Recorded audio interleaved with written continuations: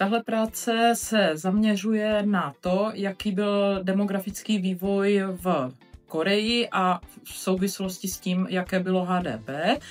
A protože teda ta práce už je ze své podstaty ekonomická, tak si myslím, že by neměl být problém odpovědět na otázku, jakým způsobem demografická situace ovlivňuje tu ekonomickou.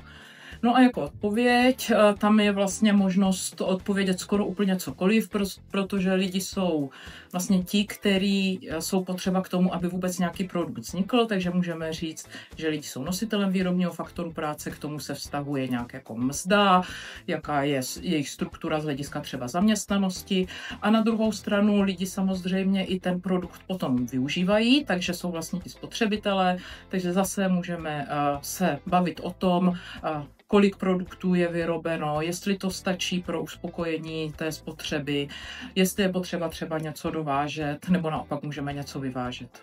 U téhle práce bych se rád zeptal na možné dopady nerovnoměrného rozvoje regionu a státní politiky, které můžou být aplikovány s tím, aby s tím stát mohl něco dělat. A z těch dopadů mě napadá třeba migrace do těch bohatších regionů.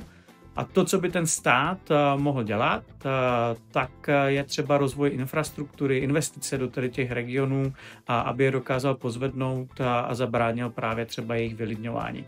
Ekonomické souvislosti mají vždy nějaké environmentální pozadí, minimálně to čerpání zdrojů, produkce odpadů a podobně, takže otázka se týká, dejme tomu, toho, jak vlastně ten rozvoj Jižní Koreje, jaké má environmentální dopady a jakým způsobem tomu ta Jižní Korea čelí. Myslím si, že Jižní Korea tomu hodně čelí, ať už svým levelem vzdělání, svojí technologickou úrovní a konec konců i poptávkou po těch environmentálních řešeních. A určitě se liší město a venkov.